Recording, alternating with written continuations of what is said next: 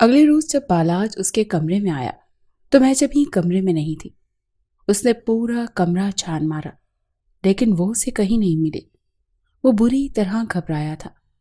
اپنے کمرے سے باہر نکلا، سب ملازمین اپنے کوارٹرز میں جا چکے تھے۔ وہ باہر آیا، دیکھا تو چوکیدار اپنی کرسی پر بیٹھا اونگ رہا تھا۔ لان بھی خالی تھا۔ پچھلی جانب اسے کچھ آہٹوں کی آواز آئی۔ جیسے ہی وہ پچھلی جانب پر بنے سوئمنگ پول میں گیا تو وہاں وہ کھڑی رو رہی تھی۔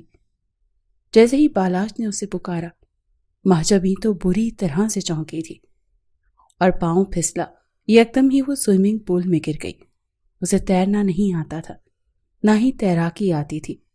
وہ تو یہاں پر چھپ کر کھڑی ہوئی تھی تاکہ بالاج اسے ڈھونڈ نہ لے، لیکن اس کے یوں پکارنے پر بری طرح سے سٹ پٹائی تھی اور پول میں گر چکی تھی۔ یہ دیکھ کر بالاج پاؤں کے بل بیٹھ کر اسے ڈوبتا ہوا دیکھنے لگا۔ وہ بری طرح سے ہاتھ پاؤں مار رہی تھی، اپنے اوپر چہرہ کرتی، لیکن پیر نیچے کو پھسلنے کی وجہ سے پھر پانی میں ڈوب جاتے۔ وہ کہنے لگا، بہت شوق ہے تمہیں مجھ سے پیچھا چھڑوانے کا اور بھاگنے کا۔ تمہارے ساتھ ایسا ہی ہونا چاہیے تھا۔ اچھا ہے ڈوب کے مر جاؤ۔ وہ بری طرح سے ہاتھ مار رہی تھی۔ پھر پتہ نہیں اسے کیوں اس لڑکی پر پہلی بار ترس آیا تھا۔ اس نے اپنا ہاتھ اس کی طرف بڑھایا۔ وہ کہنے لگا، اپنے ہاتھ دو جاہل لڑکی۔ جیسے ہی مہجبیں نے بالاج کے ہاتھ پر ہاتھ رکھا، اسے زور سے پکڑا۔ اس سے پہلے کہ بالاج اسے اپنی جانب کھینچ کر باہر نکالتا، وہ اس کا ہاتھ کھینچ چکی تھی۔ یکدم وہ بری طرح سے سوئمنگ پول میں گرا تھا، اور اس کے بعد جو کچھ بالاج نے دیکھا اس کے لیے حیران کن تھا۔ وہ کسی اچھے تیراک کی طرح پانی میں ہاتھ چلاتے ہوئے کنارے تک پہنچ گئی تھی۔ کچھ دیر تو بالاج حیرت سے دیکھتا رہ گیا، لیکن پھر بڑی پھرتی سے اس کے قریب آیا۔ اسے پہلے کہ وہ اوپر کی جانب بڑھتی، وہ پاسو سے پکڑ کر اسے اپنی جانب کھینچ کر اپنے حصار میں لے چکا تھا۔ وہ کہنے لگا، تمہیں میرے ساتھ سہاگ رات اسی سوئمنگ پول پر منانی تھی تو پہلے ہی بتا دیتی۔ میں نے خواہ ہی کمرے میں تمہارا انتظار کیا۔ چلو کوئی بات نہیں، آج ہم سہاگ رات اسی سوئمنگ پول پر منائیں گے۔ وہ کہنے لگی، بالاج مجھے چھوڑو۔ وہ کہنے لگا، کیسے چھوڑوں؟ اتنی خوبصورت تو تم پہلے کبھی لگی ہی نہیں جتنی سوئمنگ پول میں لگ رہی ہو۔ ویسے نو ڈاؤٹ اس بھیگے بھیگے وجود کے ساتھ تم میرے تمام جذبات کو اجاگر کر چکی ہو۔ یہ کہتے ہی وہ اپنے لب اس کے چہرے پر پھیرنے لگا اور بالاج خان زادہ جب اپنی شاندار گاڑی میں حویلی میں داخل ہوا تو سامنے ہی مہجبیں کو دیکھ کر اس کے ماتھے پر تیور پڑے تھے۔ وہ آنکھوں پر دوپٹہ باندھے حویلی کے ملازمین کے بچوں کے ساتھ آنکھ میں جولی کھیل رہی تھی۔ چست قمیض اس پر گہرے گلے سے اس کا شفاف رنگ جھلک رہا تھا۔ بالاج کا تو دماغ گھوما تھا۔ وہ گاڑی سے اتر کر چلتا ہوا حویلی کے وسیع و عریض لان میں آ چکا تھا، جہاں مہجبیں بچوں کو پکڑنے کے غرض سے ادھر ادھر بھاگ رہی تھی۔ جیسے ہی بالاج نے اس پر ہاتھ رکھا تو اس کے ساتھ لگ کر اس کی کمر کو پکڑ کر لپٹ گئی۔ وہ کہنے لگی، میں نے تمہیں پکڑ لیا، لیکن مہجبیں کو محسوس ہوا کہ یہ لڑکی جسامت میں کافی بھاری لگ رہی ہے اور کافی لمبے قد کاٹ کی بھی ہے۔ اس کے سینے پر ہاتھ پھیرنے لگی۔ کھلے ہوئے اوپر کے 2 بٹن پر جب مہجبیں کا ہاتھ لگا تو بالاج کے سینے پر بالوں پر ہاتھ پڑتے ہی وہ بری طرح سے گھبرائی تھی۔ آنکھوں کی پٹی بالاج نے نیچے کی تھی۔ اپنے سامنے بالاج کو دیکھ کر تو جیسے اس کی جان نکلی تھی۔ وہ کہنے لگا، عقل نام کی چیز ہے تمہارے پاس؟ چھوٹی بچی ہو تم؟ یہاں مالی بھی موجود ہے، چوکیدار بھی موجود ہے، ڈرائیور بھی موجود ہے، اور تم اپنا دوپٹہ گلے میں لینے کے بجائے آنکھوں پر باندھ کر آنکھ مچولی کھیل رہی ہو۔ میں نے دوبارہ تمہیں اگر اس ہولیے میں یہاں باہر دیکھا تو میں تمہاری جان لے لوں گا۔ اس کی کلائی پکڑ کر وہ بڑی تیزی قدموں سے حویلی کے اندر داخل ہوا تھا، جہاں سردار بشارت لاؤنج میں اپنی مخصوص کرسی پر بیٹھے گاؤں والوں کے مسائل سن رہے تھے۔ بالاج کو غصے میں دیکھ کر انہوں نے ماتھے پر بل ڈالے، کیونکہ ان کی نازک اور لاڈلی خوبصورت نواسی کا ہاتھ بالاج کے ہاتھ میں تھا اور مہجبیں کی آنکھوں میں آنسو تھے۔ انہوں نے اپنے پاؤں کے پاس بیٹھے شخص سے کہا، تم جاؤ، میں بعد میں تمہارا مسئلہ سمجھوں گا۔ وہ فوراً سے اٹھ کر چلا گیا۔ تب بالاج نے بڑی زور سے جھٹکا دے کر مہجبیں کو سردار بشارت کے قدموں میں پھینکا تھا۔ وہ کہنے لگا دادا سائیں یہ سمجھا لیں اسے، یہ میرے ہاتھوں مر جائے گی یا ضائع ہو جائے گی۔ سردار بشارت نے کہا کیا کر دیا میری بچی نے؟ مہجبی بھی نانا کے گھٹنوں پر سر رکھ کر رونے لگی۔ وہ کہنے لگا آپ کی یہ بچی بچی نہیں ہے، بچی کہہ کہہ کر اس کا دماغ خراب کر رکھا ہے آپ نے۔ آپ کو پتا ہے یہ کیا کر رہی تھی؟ یہ آنکھوں پر دوپٹہ باندھے ملازمین کی لڑکیوں کے ساتھ آنکھ مچولی کھیل رہی تھی۔ وہاں ڈرائیور بھی تھا، چوکیدار بھی تھا، مالی بھی تھا، اور نہ جانے کتنے ملازمین تھے جو کھڑے سے دیکھ رہے تھے۔ اسے عقل نہیں ہے کیا؟ سردار بشارت کہنے کی بچی ہی تو ہے، تم کیا ہر وقت اس کے پیچھے پڑے رہتے ہو؟ بالاج کہنے لگا آپ سے بات کرنا ہی فضول ہے، آپ نے اس کا دماغ خراب کر رکھا ہے دادا سائیں۔ اب یہ چھوٹی نہیں ہے، اس کے لیے رشتے دیکھنا شروع کریں، میں اسے مزید اپنی حویلی میں برداشت نہیں کر سکتا۔ اس کو تو اپنی عزت کا پاس نہیں ہے، لیکن مجھے اپنی عزت بہت پیاری ہے۔ گاؤں والے ڈرتے ہیں میرے نام سے، گاؤں کی خواتین مجھے دیکھ کر گھبرا جاتی ہیں، میرے سامنے یوں بے حجاب نہیں آتی۔ اور دیکھیے یہ لڑکی ہے ہمارے گھر کی ادنا ملازمین کے سامنے جاہلوں کی طرح آنکھ مچولی کھیلتے ہوئے، اسے یہ تک احساس نہیں کہ کون کون سے کس کس نظر سے دیکھ رہا ہوگا اسے۔ یہ جب تک اس حویلی میں ہے میری عزت ہے، اگر یہ مجھے باہر نظر آئی تو میں اس کا گلا گھونٹ کر اس کو ویسے ہی مار ڈالوں گا۔ یہ سننا تھا کہ سردار بشارت غصے میں کھڑے ہو گئے۔ وہ کہنے لگے بالاج زبان سنبھال کر بات کرو، میں نے دیکھا ہے تمہیں، جب سے یہ اس گھر میں آئی ہے تمہاری آنکھوں کا کنکر بنی ہوئی ہے، جب بھی تم اسے دیکھتے ہو تم اس کے اندر صرف برائیاں نظر آتی ہیں، اور یہ ہمیشہ میرے پاس اسی حویلی میں رہے گی۔ یہ سن کر بالاج دادا کے سامنے بیٹھ گیا۔ کہنے لگا ساری زندگی اپنے پاس بٹھائے رکھنے کا ارادہ ہے؟ اس کی شادی نہیں کرنی آپ نے؟ سردار بشارت کہنے لگے میں جانتا ہوں تمہیں اس کی شادی کی جلدی کیوں ہے، جو تم چاہتے ہو میں ہونے نہیں دوں گا۔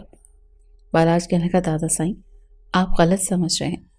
سردار بشارت کہنے لگا میں ٹھیک سمجھ رہا ہوں، اور آج کے بعد میں نے تمہیں مہجبیں کو ڈانٹتے دیکھا تو میں تمہیں تھپڑ مارنے سے بھی گریز نہیں کروں گا۔ یہ سن کر بالاج کا چہرہ غصے سے تم تمایا تھا۔ وہ غصے سے اپنے کمرے میں چلا گیا، کمرے کا دروازہ بڑی زور سے بند کیا۔ یہ لڑکی اس کے لیے مصیبت بن کر رہ گئی تھی۔ جب سے اس کی پھپھو کا انتقال ہوا تھا اور مہجبیں کے باپ نے دوسری شادی کر کے سردار بشارت سے یہ کہہ دیا تھا کہ وہ اپنی نواسی کو آ کر لے جائیں، اب وہ مزید اسے نہیں رکھیں گے، تو تب سے سردار بشارت مہجبیں کو اپنی حویلی لے آئے تھے۔ لیکن بالاج نے بہت ہنگامہ کیا تھا۔ وہ کہتا تھا کہ آپ کیوں اسے لے کر آئیں، اس کے باپ نے اسے جان بوجھ کر یہاں بھیجا ہے تاکہ آپ کی اس حویلی میں یہ حصے دار بن سکے۔ اس کے باپ کے پاس بھی پیسوں کی کمی تو نہیں ہے، پھر کیوں اسے پال نہیں رہا؟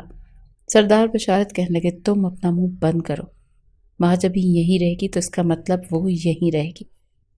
بالاج کو جب بھی موقع ملتا وہ مہجبیں پر روب جمانے لگتا۔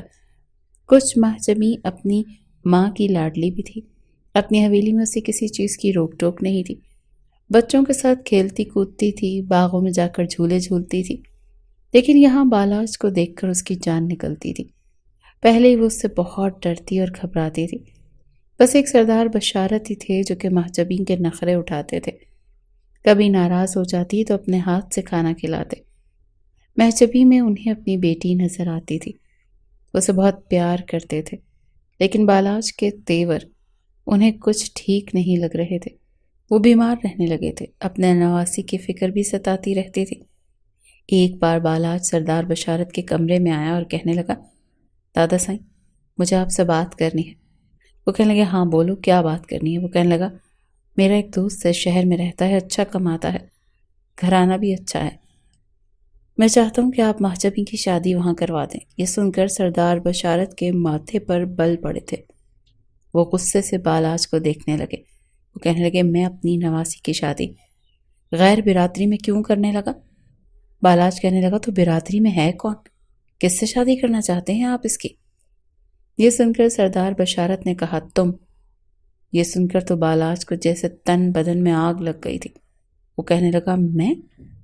آپ نے سوچ بھی کیسے لیا؟ کہ میں اس بے وقوف لڑکی سے شادی کروں گا؟ سردار بشارت کہنے لگے، کیوں نہیں سوچ سکتا؟ تم میرے پوتے ہو، وہ میری نواسی ہے اور وہ میری حویلی میں رہے گی تو مجھے اطمینان رہے گا۔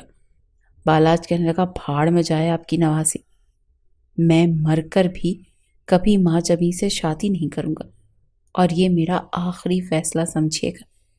یہ کہہ کر وہ سردار بشارت کے کمرے سے باہر نکلا تھا۔ وہ بڑے غصے میں تھا۔ عین اسی وقت مہجبی سردار بشارت کے لیے کافی بنا کر کمرے میں لے جا رہی تھی۔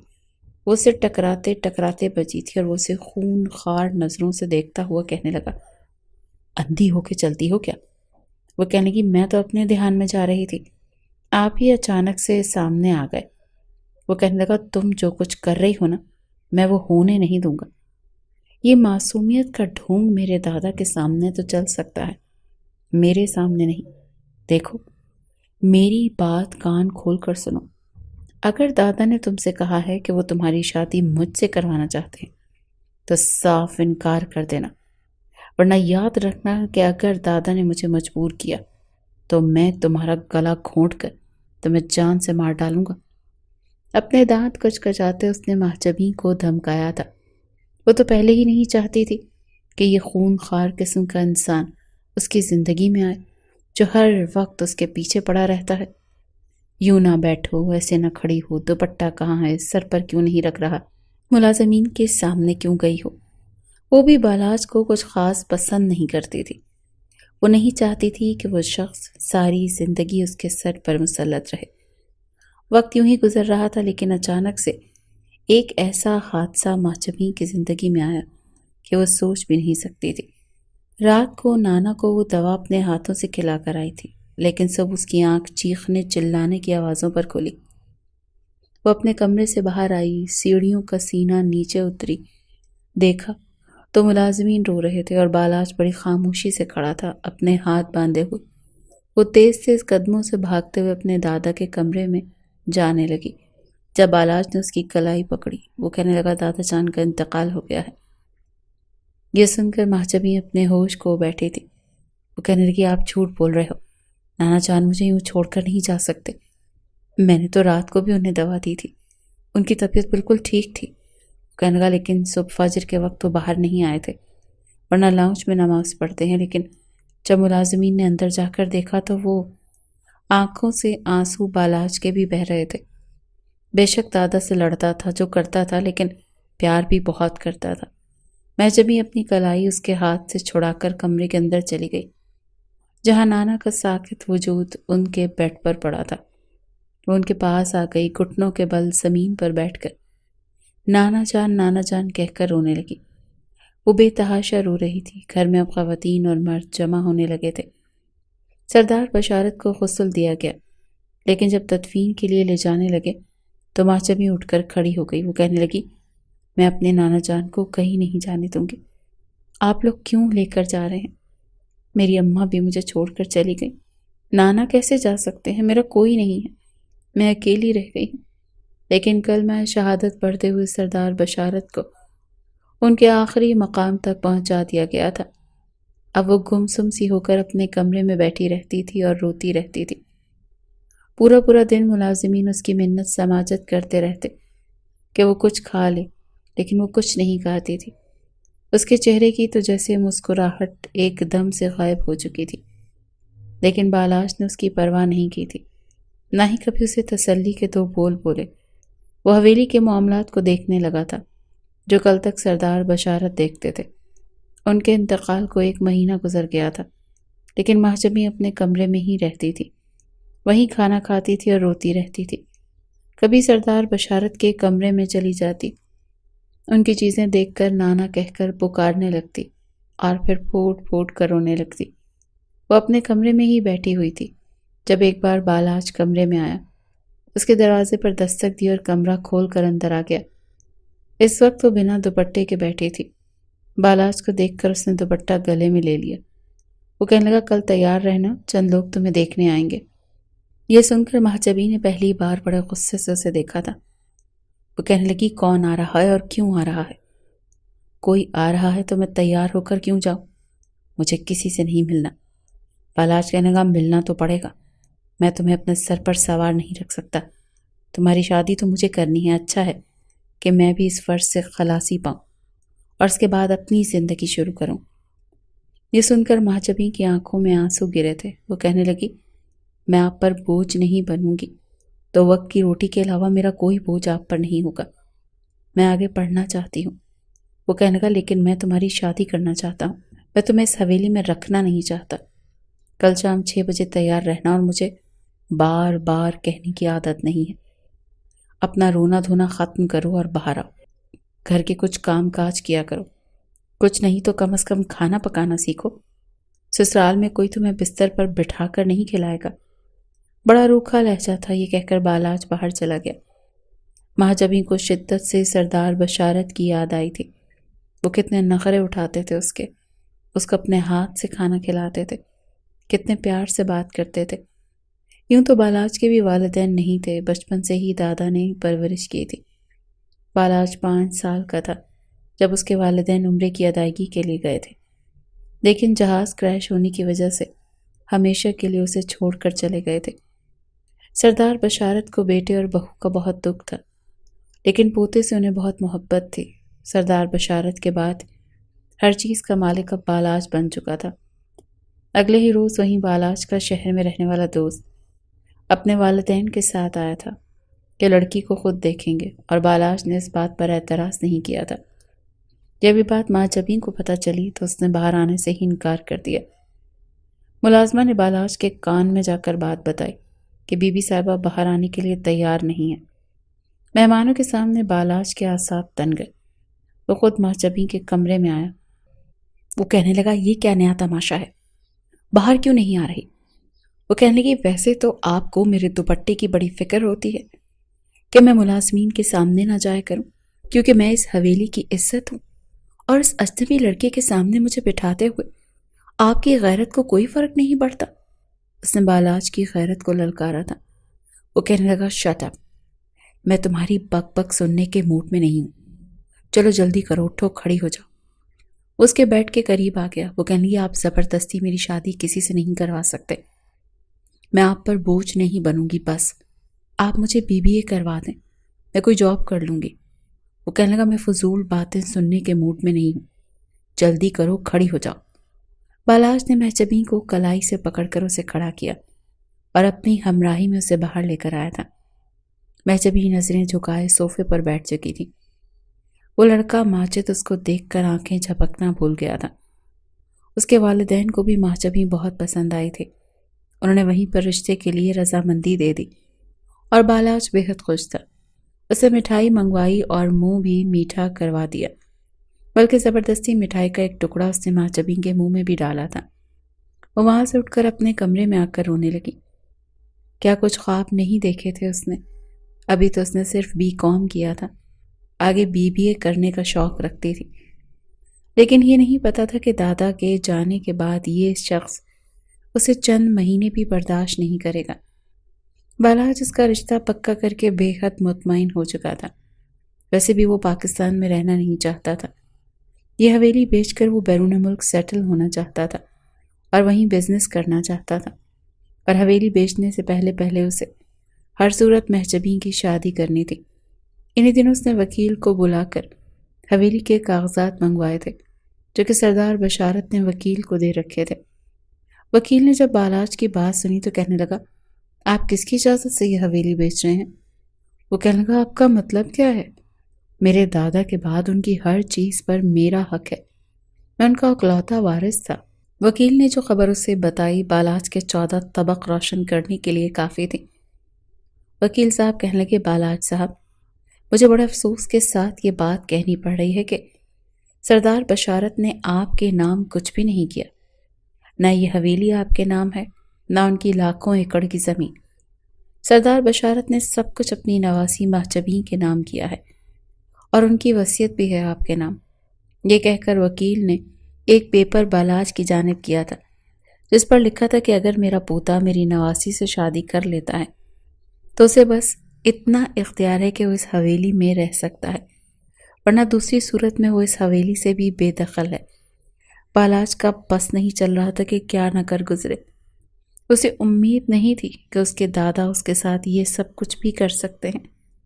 سب کچھ اپنی نواسی کے نام لگا دیا اور بالاج کے لیے کچھ بھی نہیں، جو جوانی کی دہلیز پر قدم رکھتے ہی سب کچھ سنبھال رہا تھا۔ سردار بشارت کا دایاں بازو بنا ہوا تھا، صرف اس لڑکی کے آنے کی وجہ سے۔ سردار بشارت نے اسے ہر چیز سے بے دخل کر دیا تھا، اسے محلوں سے اٹھا کر زمین پر پٹخ دیا تھا، اور یہ بات بالاج سے برداشت نہیں ہو رہی تھی۔ وہ سمجھ نہیں پا رہا تھا کہ اب اسے کیا کرنا چاہیے۔ اس نے وکیل صاحب سے کہا کہ اگر محجبیں اپنی مرضی سے سب کچھ میرے نام کر دے، کیونکہ وہ 20 سال کی ہے۔ وکیل صاحب نے اس کی بات سن کر مسکرانے لگا۔ وہ کہنے لگا، بالاج صاحب، آپ کے دادا کی وصیت کے مطابق سب کچھ محجبیں کے کنٹرول میں رہے گا۔ اس کا شوہر ہونے کے ناطے جو بھی شخص ہوگا وہ اس کے ساتھ رہ سکتا ہے، کھا بھی سکتا ہے، لیکن جب تک وہ 2 بچوں کی ماں نہیں بن جاتی اور ان کی شادی کو 10-12 سال نہیں گزر جاتے، وہ اس جائیداد کو کسی کے بھی نام نہیں لگوا سکتی۔ وہ چاہ کر بھی ایسا نہیں کر سکتی۔ اب فیصلہ آپ کے ہاتھ میں ہے۔ ویسے آپ کے دادا کی دلی خواہش تھی کہ محجبین کی شادی آپ سے ہو جاتی، لیکن آپ اپنے فیصلے میں بالکل آزاد ہیں۔ آپ کے پاس صرف 10 دن ہیں بالاج صاحب۔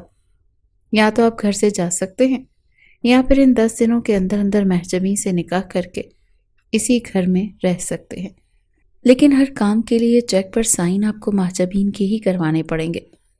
دادا کی وصیت سن کر بالاج کے تو ماتھے پر پسینہ نمودار ہوا تھا۔ اگر یہ سب باتیں محجبین کو پتہ چل جاتی تو وہ کتنی با اختیار ہو چکی ہوتی، تو یقیناً اسے دھکے دے کر حویلی سے نکال دیتی۔ اس سے پہلے کہ وکیل دادا کی وصیت محجبین کے گوش گزار کرتا، بالاج کو جو کچھ کرنا تھا بہت جلد کرنا تھا۔ اسی لیے جب وہ گھر گیا، محجبین اپنے کمرے میں تھی۔ بالاج نے اس کے کمرے پر دستک دی تو کہنے لگی، کون؟ ابھی بھی ایسا لگ رہا تھا جیسے رو رہی ہو۔ اس کے لہجے میں نمی تھی۔ وہ کہنے لگا، میں ہوں بالاج۔ وہ کہنے لگی، اب کیا کام ہے آپ کو؟ آپ کی ہر بات پر میں نے سر جھکا دیا، جہاں چاہے میری شادی کر دیں، دفع ہو جاؤں، کہ میں آپ کی اس حویلی سے دوبارہ کبھی شکل تک نہیں دکھاؤں گی۔ وہ جانتا تھا کہ وہ تپی بیٹھی ہے، دفع تو وہ اسے کرنا چاہتا تھا، لیکن دادا جان نے بالاج کے ساتھ جو کچھ کیا تھا، مجبوری تھی کہ اسے محجبین کے کمرے میں جانا پڑا تھا۔ وہ کہنے لگا، میں تمہارا رشتہ توڑ رہا ہوں۔ یہ سن کر محجبین نے حیرت سے دیکھا، اپنے آنسو صاف کیے، اٹھ کر اس کے پاس آ کر کھڑی ہو گئی۔ وہ کہنے لگی، کیوں؟ اب کیا ہوا؟ وہ کہنے لگا، بس 2 دن کے بعد جمعہ ہے اور جمعے والے دن میں تم سے نکاح کروں گا۔ یہ سن کر تو محجبین حیران رہ گئی تھی، پھر وہ کہنے لگی، جی نہیں، مجھے نہیں کرنی آپ سے شادی، اور آپ مجھ جیسی لڑکی سے شادی کیوں کرنا چاہتے ہیں؟ آپ تو مجھ سے جان چھڑوانا چاہتے ہیں، اور میں آپ کی جان چھوڑ دوں گی۔ وہ کہنے لگا، میں نے تم سے کیا کہا ہے؟ میں نے تم سے کہا ہے کہ جمعے کو میں تم سے نکاح کر رہا ہوں، تو اس کا مطلب ہے کہ کر رہا ہوں۔ تم اسی حویلی میں رہو گی اور میری بیوی کی حیثیت سے رہو گی۔ محجبین کہنے لگی، میں مرنا پسند کروں گی، لیکن آپ کی بیوی بننا پسند نہیں کروں گی۔ آپ کسی اور سے میری شادی کر دیں، بلکہ جس سے آپ نے میرا رشتہ طے کیا اسی سے کر دیں۔ نہ تو بالاج اسے وجہ بتا سکتا تھا، نہ ہی اسے چھوڑ سکتا تھا۔ وہ کہنے لگا، تمہیں اردو سمجھ میں آتی ہے؟ میں سیدھی بات تم سے کر رہا ہوں کہ پرسوں میرا نکاح ہے تم سے، چپ چاپ نکاح نامے پر سائن کر دینا، ورنہ دوسری صورت میں بھی شادی مجھ سے ہی کرنی پڑے گی۔ تمہارے پاس کوئی دوسرا آپشن نہیں ہے۔ بالاج کی بات سن کر وہ تلخ لہجے میں بولی۔ وہ کہنے لگی، میں نے آپ سے کہہ دیا، میں مرنا پسند کروں گی، لیکن آپ سے شادی کرنا نہیں۔ بالاج اس کے قریب آیا، اس کا بازو پکڑ کر اس کو اپنے قریب کیا۔ وہ کہنے لگا، تو پھر مر جاؤ، کیونکہ جمعے والے دن نکاح نامے پر سائن ہر صورت میں کرنا پڑے گا۔ چاہو تو اس رشتے کو بڑے آرام سے تم قبول کر سکتی ہو، اور چاہو تو میں زبردستی بھی کر سکتا ہوں، مجھے کوئی فرق نہیں پڑے گا۔ تم سے سائن کروانا میرے لیے کوئی مشکل کام نہیں ہے۔ رہے گی بات تمہارے ساتھ زندگی گزارنے کی، تو یہ میری سب سے بڑی مجبوری ہوگی۔ یہ کہتے ہوئے اس کا بازو چھوڑ چکا تھا۔ محجبین کہنے لگی، آپ کی کوئی مجبوری ہے تو یہ میرا مسئلہ نہیں ہے۔ میں آپ کے ساتھ نکاح نہیں کروں گی کسی بھی صورت، چاہے آپ میرا گلا ہی کیوں نہ گھونٹ دیں۔ اس لڑکی کی ضد کے آگے بالاج زچ ہوا تھا۔ اگلا ہاتھ اس نے محجبین کی گردن پر رکھا اور اسے دیوار کے ساتھ لگا دیا۔ محجبین سوچ بھی نہیں سکتی تھی کہ بالاج ایسا بھی کچھ کر گزرے گا۔ اس نے اپنے ہاتھ پر ذرا سا زور دیا تھا پھر اس کے چہرے کے قریب اپنا چہرہ کیا۔ وہ کہنے لگا انکار نہیں سننا چاہتا، چپ چاپ نکاح نامے پر سائن کر دینا، ورنہ پرسوں کی یہ رات کی صبح تم نہیں دیکھو گی۔ اسے دھمکاتے ہوئے وہ کمرے سے باہر جا چکا تھا اور ماں چبھی کا یہ حال تھا کہ وہ سانس بھی نہیں لے پا رہی تھی۔ اسے گھٹن کا احساس ہونے لگا تھا۔ یہ شخص کس قسم کا تھا، پل پل میں اپنا روپ بدلنے والا۔ پہلے ہی اسے مجھے حویلی سے نکالنے کی تکلیف تھی اور اب یہ چاہتا ہے کہ میں ساری زندگی حویلی میں اس کے نام پر بیٹھی رہوں۔ ماں چبھی اپنے نانا کو یاد کر کے رونے لگی۔ جمعے کی صبح ہی صبح ایک ملازمہ اسے عروسی لباس دے گئی تھی۔ وہ کہنے لگی چھوٹے صاحب نے کہا ہے کہ اسے پہن کر تیار ہو جائے، مولانا صاحب 5 بجے آ جائیں گے۔ ماں جبھی چپ چاپ بیٹھی رہی۔ 5 بجے جب مولانا صاحب کمرے میں آئے تب بھی اس نے عام سا لباس پہنا تھا، لیکن نکاح میں کوئی بھی تماشا نہیں لگایا تھا۔ چپ چاپ نکاح کر لیا کیونکہ اندر کہیں نہ کہیں بالاج کا خوف موجود تھا۔ نکاح کے بعد مولانا صاحب تو چلے گئے، اس نے عروسی لباس پکڑ کر دروازے پر کھینچ کر مارا تھا۔ اسی وقت بالاج نے دروازہ کھولا تھا اور عروسی لباس اس کے سینے سے ٹکرا کر نیچے گرا تھا۔ سامنے بالاج کو دیکھ کر جیسے ماں چبھی کے ہوش اڑ گئے تھے۔ وہ کہنے لگا یہ کیا بدتمیزی ہے؟ وہ کہنے لگی مجھے نہیں پہننا، نہ ہی مجھے تیار ہونا ہے۔ وہ کہنے لگا مت ہو، مجھے کوئی فرق نہیں پڑتا، میں مرا نہیں جا رہا تمہاری قربت کے لیے۔ وہ کہنے لگا رات کو بنا کوئی ڈرامہ کیے بیڈ پر لیٹ جانا میرے برابر میں۔ یہ سن کر مہجبین کا صبر جواب دے گیا۔ وہ کہنے لگی کیوں؟ میں آپ سے ایسا کوئی رشتہ نہیں نبھانا چاہتی۔ وہ کہنے لگا لیکن مجھے تو بچہ چاہیے۔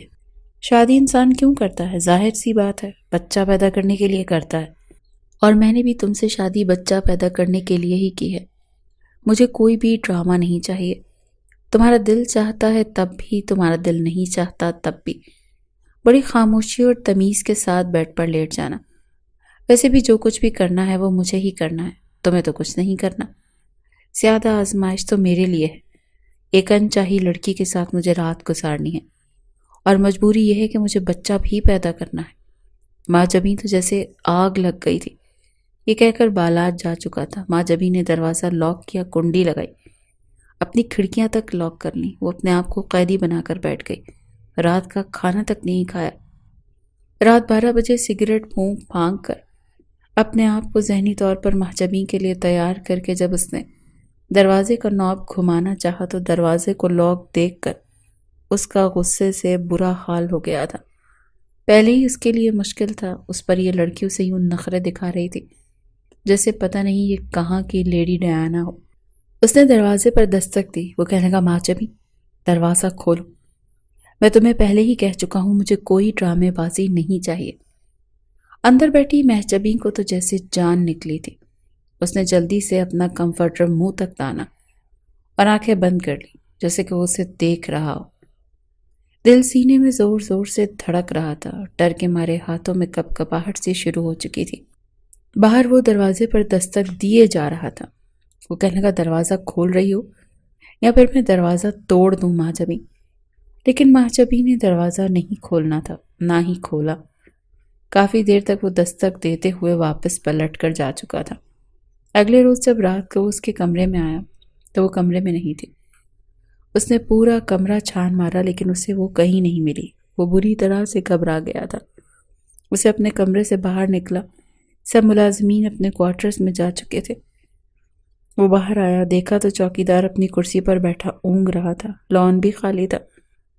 پچھلی جانب اسے کچھ آہٹوں کی آواز ہوئی۔ جیسے ہی وہ پچھلی جانب پر بنے سوئمنگ پول گیا تو وہاں وہ کھڑی رو رہی تھی۔ جیسے ہی بالاج نے اسے پکارا ماں جبھی تو وہ بری طرح سے چونکی اور پاؤں پھسلا، یکدم ہی وہ سوئمنگ پول میں گر گئی۔ اسے تیرنا نہیں آتا تھا، نہ ہی تیراکی آتی تھی۔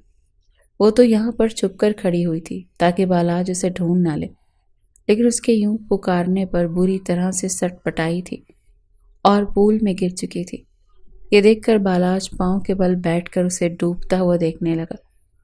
وہ بری طرح سے ہاتھ مار رہی تھی اور اپنا چہرہ اوپر کرتی، لیکن پیر نیچے کو پھسلنے کی وجہ سے پھر پانی میں ڈوب جاتی۔ وہ کہنے لگا بہت شوق ہے تمہیں مجھ سے پیچھا چھڑا کر بھاگنے کا، تمہارے ساتھ ایسا ہی ہونا چاہیے تھا، اچھا ہے ڈوب کے مر جا۔ وہ بری طرح سے ہاتھ مار رہی تھی۔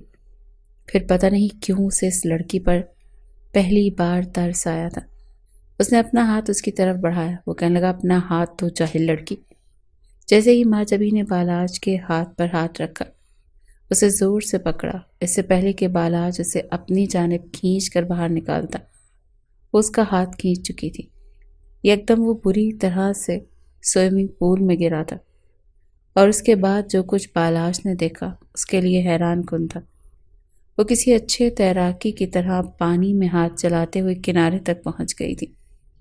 کچھ دیر تو بالاج حیرت سے دیکھتا رہ گیا، لیکن پھر بڑی پھرتی سے اس کے قریب آیا۔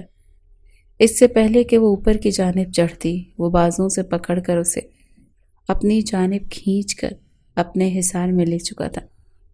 وہ کہنے لگا تمہیں میرے ساتھ سہاگ رات اس سوئمنگ پول پر منانی تھی تو پہلے ہی بتا دیتی، میں نے خواہ ہی کمرے میں تمہارا انتظار کیا۔ چلو کوئی بات نہیں، آج ہم سہاگ رات اسی سوئمنگ پول پر منائیں گے۔ کہنے لگی بالاج مجھے چھوڑو۔ وہ کہنے لگا کیسے چھوڑوں، اتنی خوبصورت تو تم پہلے کبھی لگی ہی نہیں جتنی اس سوئمنگ پول میں لگ رہی ہو۔ ویسے نو ڈاؤٹ اس بھیگے بھیگے وجود کے ساتھ تم میرے تمام جذبات کو اجاگر کر چکی ہو۔ یہ کہتے ہوئے وہ اپنے لب اس کے چہرے پر پھیرنے لگا، اس سے پہلے کہ وہ بے خودی میں مزید آگے بڑھتا۔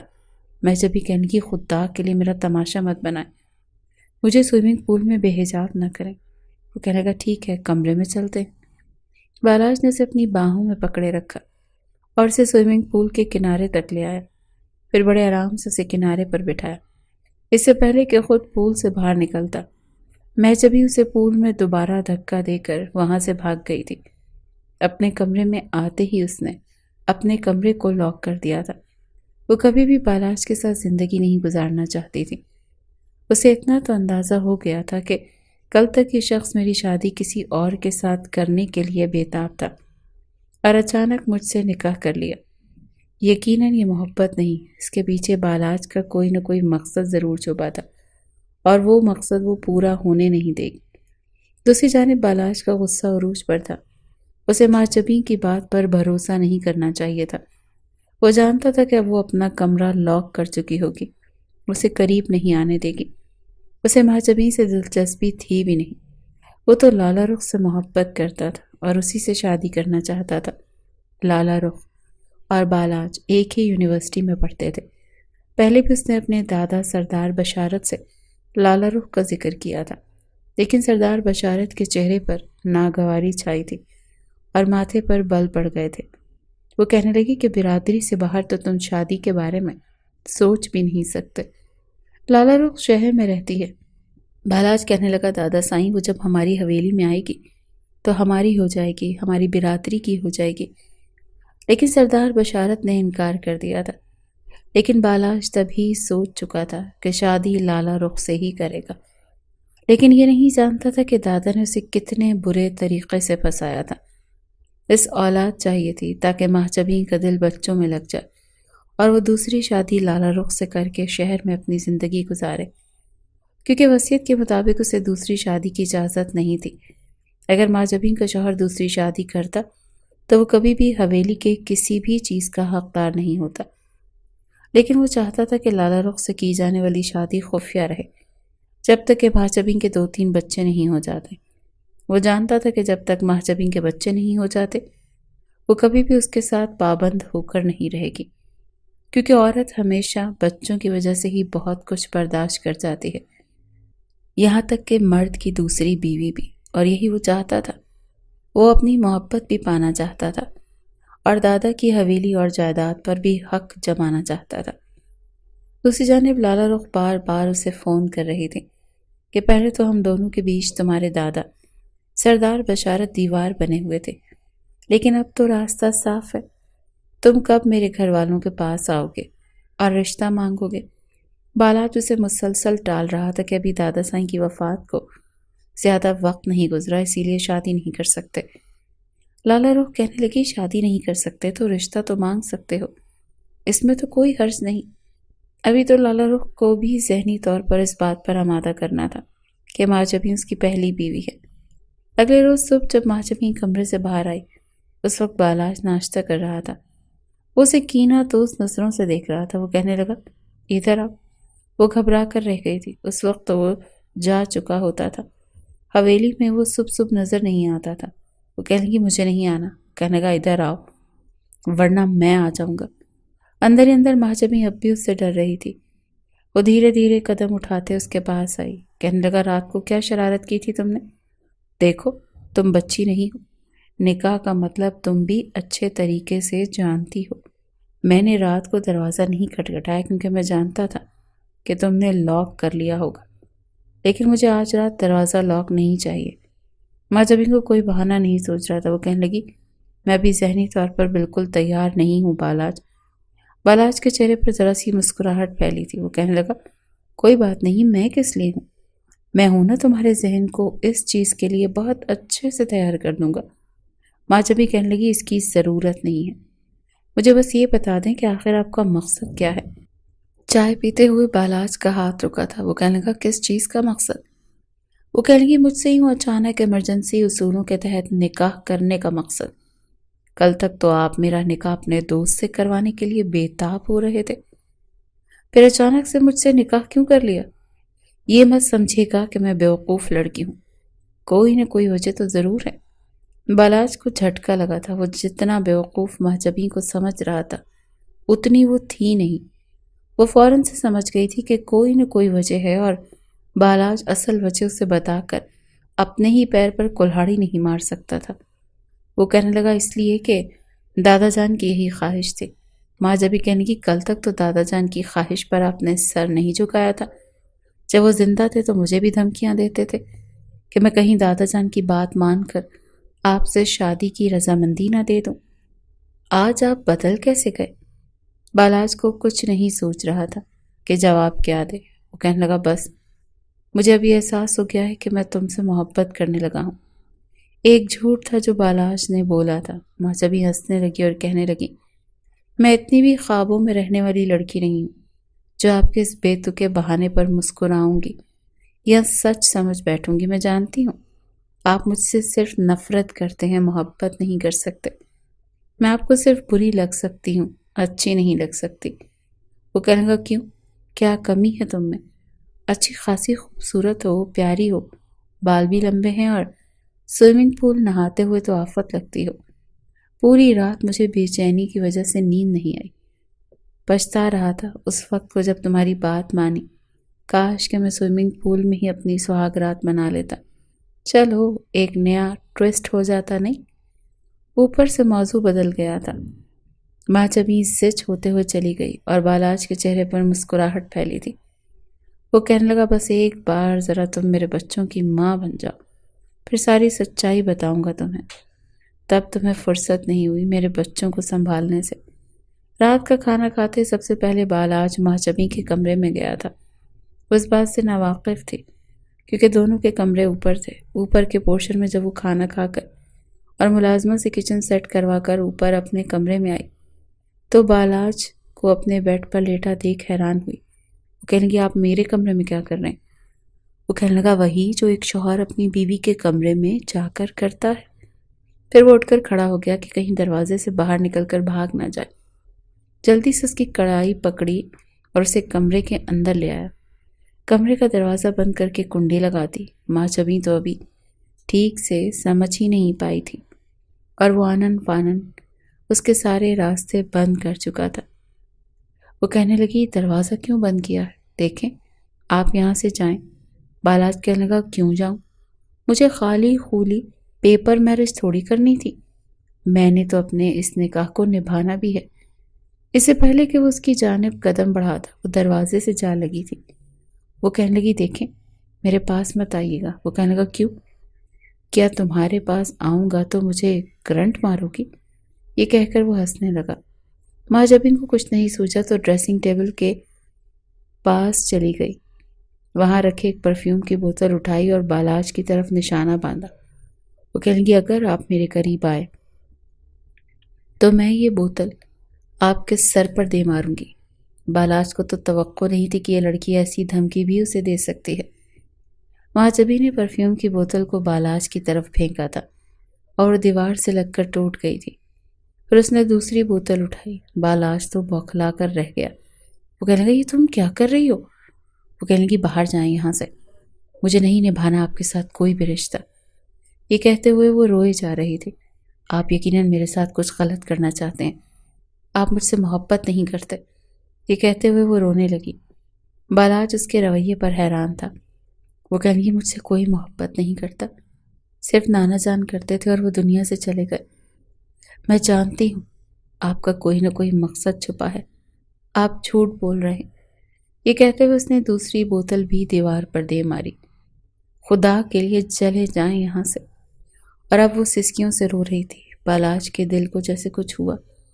وہ کمرے سے باہر آ گیا اور اپنے کمرے میں آ کر بیٹھ گیا۔ وہ اسی کے بارے میں سوچنے لگا۔ غلط تو وہ کر رہا تھا، اس کا مقصد اچھا نہیں تھا، لیکن پہلی بار ماچمی کے بارے میں سوچ رہا تھا۔ اس کی بھی کیا زندگی ہوگی جب وہ بس اس لیے میرے ساتھ رہے گی کہ میرے بچے پالے؟ کیا اس کا حق نہیں کہ وہ میری محبت کو پائے؟ پتہ نہیں اس نے ایسا کیوں سوچا تھا۔ اس سے پہلے کہ وہ مزید اس کے بارے میں سوچتا، لالا روک کا فون آنے لگا۔ اس نے فون اٹھایا تو وہ کہنے لگی چاہتے کیا ہو تم؟ کس چیز کا انتظار ہے؟ آج بھی میرے بابا کے دوست کی فیملی مجھے دیکھ کر گئی ہے اور میرا رشتہ مانگ رہے تھے، میں کب تک انکار کروں بالاج؟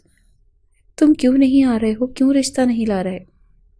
بالاج کہنے لگا آ جاؤں گا، ابھی گاؤں میں اتنے بکھیڑے ہیں کہ سب کچھ چھوڑ کر شہر نہیں آ سکتا۔ وہ کہنے کی میں اب انکار نہیں کروں گی۔ وہ کہنے لگا دیکھو لالا روک، مجھے پریشان مت کرو، میں کہہ تو رہا ہوں تم سے وعدہ کیا ہے تو نبھاؤں گا، شادی کروں گا، تمہیں اعتبار نہیں؟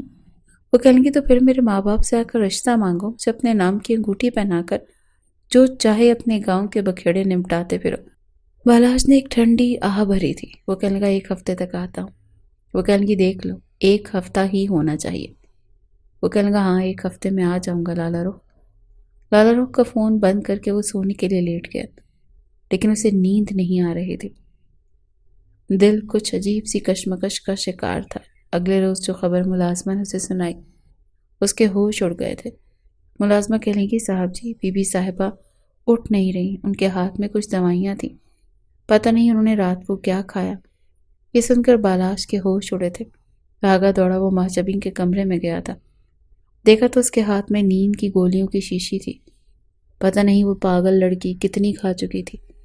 اسے ہاسپٹل لے کر گیا۔ اس کے گاؤں کے قریب پہلا ہاسپٹل جو تھا وہ وہیں لے کر گیا تھا۔ بروقت ٹریٹمنٹ سے وہ خطرے سے باہر تھی۔ بالاج کو اس لڑکی پر جتنا غصہ آتا تھا اتنا کم تھا۔ شام تک مہچبین کو ہوش آ گیا تھا۔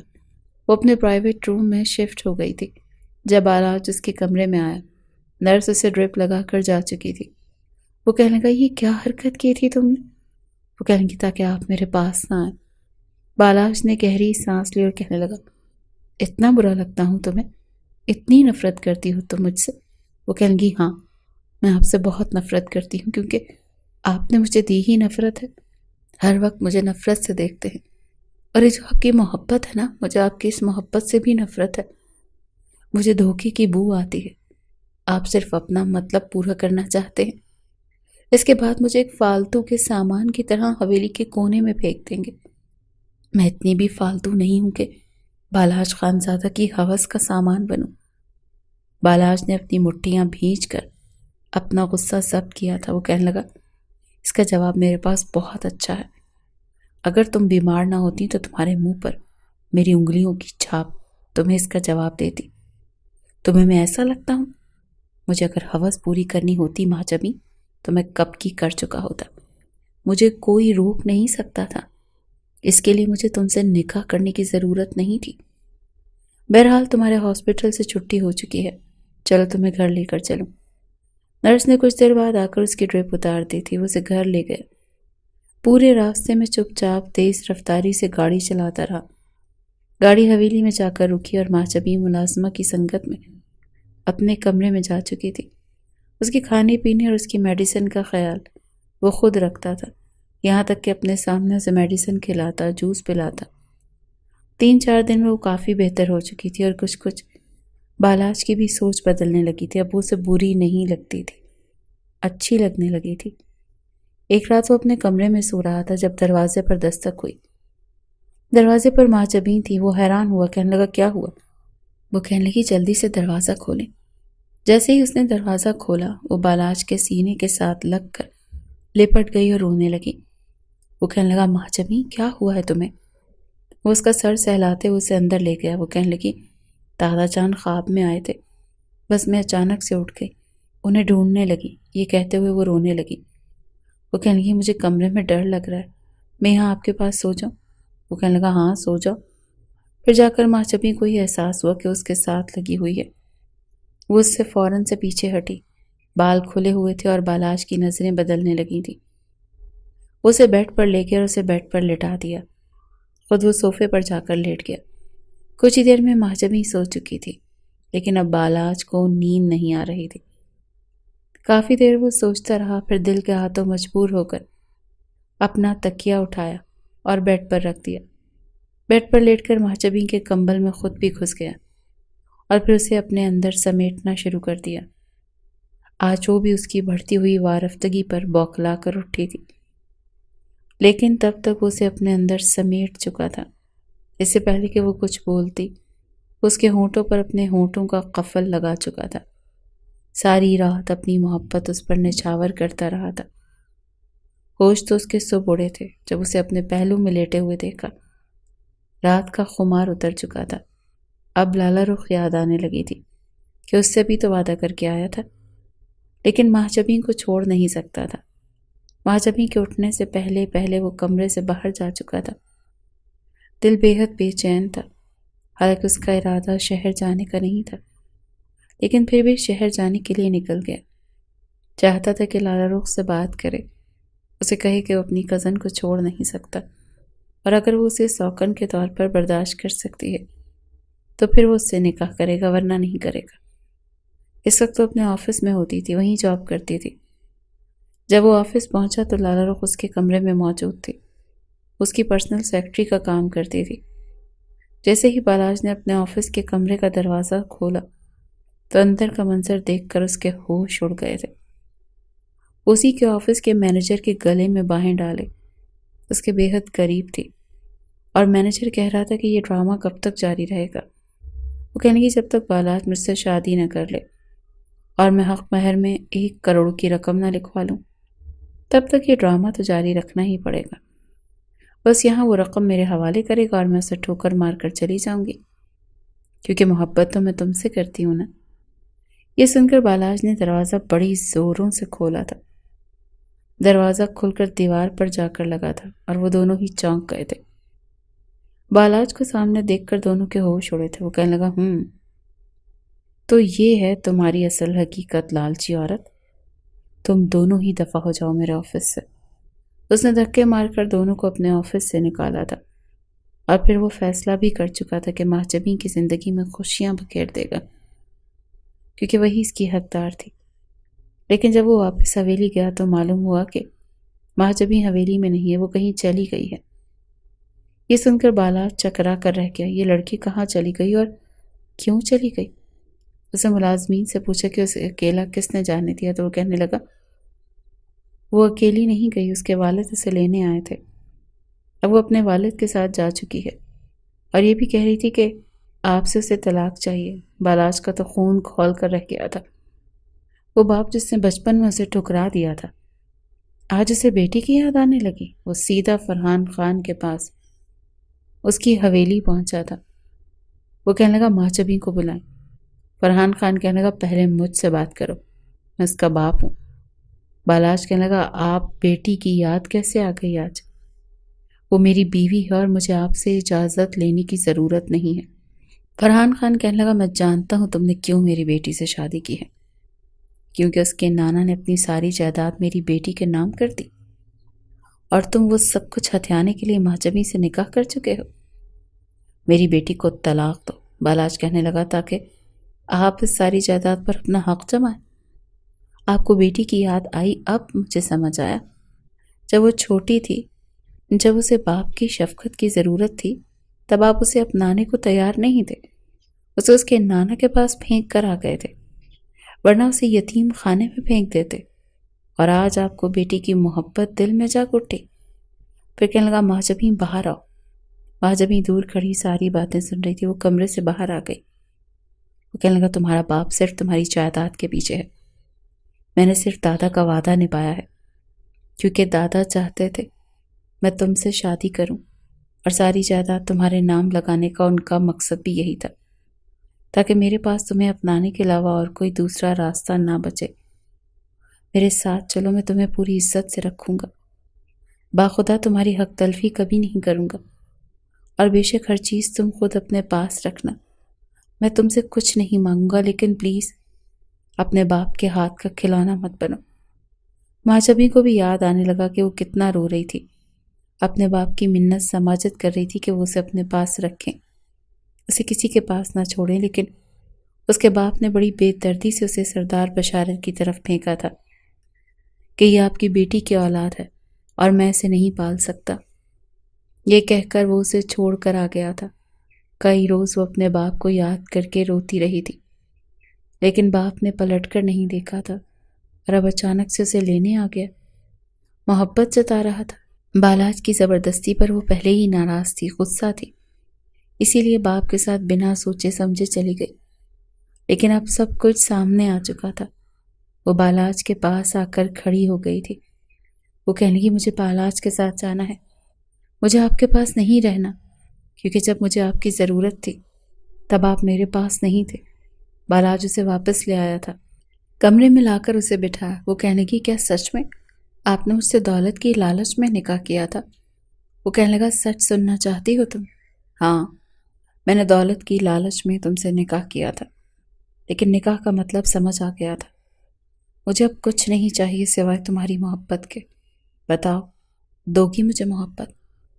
بالاج کی یہ بات سن کر شرم سے ہی ماں چبھی کی نظریں جھکی تھیں. وہ کہنے لگی ہاں بالاج. بالاج نے اسے بہت خوش رکھا تھا جب ماں چبھی حاملہ ہو چکی تھی، اور بالاج کی خوشی کی کوئی انتہا نہیں تھی.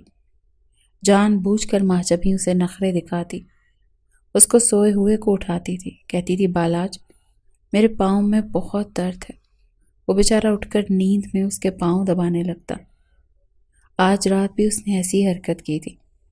اسے گہری نیند سے اٹھا کر کہنے لگی کہ میرے کاندھے میں بہت درد ہے، میرے بازو میں درد ہے. وہ دبانے لگا. آنکھیں بند اور نیند میں بے حال تھا، لیکن اس کا بازو دبایا تھا. اچانک سے بالاج کی نیم و آنکھوں نے دیکھا، وہ اپنی ہنسی دبا رہی تھی. وہ سب سمجھ گیا تھا کہ وہ ڈرامے بازی کر رہی ہے. وہیں بالاج کے ہاتھ رکے تھے. وہ کہنے کی ہاتھ کیوں روک لیا؟ جلدی دبائیں، بہت درد ہو رہا ہے. وہ کہنے کا ڈرامہ کر رہی ہو؟ جانتی ہو نا مجھے اپنے بچے سے بہت پیار ہے، اسی لیے نخرے اٹھوا رہی ہوں.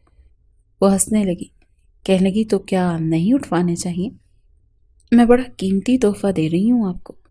وہ کہنے لگا صرف تم دے رہی ہو؟ تحفہ تو میں نے تمہیں دیا ہے، تم اس تحفے کی نگہداشت کر رہی ہو. یہ کہتے ہوئے وہ اس کے بازو کو سیدھا کر کے اپنا سر رکھ کر لیٹ چکا تھا. ماں جبھی کہنے لگی بالاج پلیز بازو چھوڑے. وہ کہنے لگا نہیں، یہ تمہاری سزا ہے، جان بوجھ کر مجھ سے خدمتیں کرواتی ہو نا، آج رات ایسے ہی سونا پڑے گا. یہ کہہ کر وہ اسے اپنے اندر سمیٹ چکا تھا. ماں جبھی سوچ بھی نہیں سکتی تھی کہ یہ شخص اس سے اتنی محبت بھی کر سکتا ہے، جس نے ہمیشہ اسے گھورتی آنکھوں سے ہی دیکھا تھا. دونوں اپنی زندگی سے بہت خوش تھے جب ان کی زندگی میں خوبصورت سی پھول جیسی بیٹی نے آ کر 4 چاند لگا دیے تھے.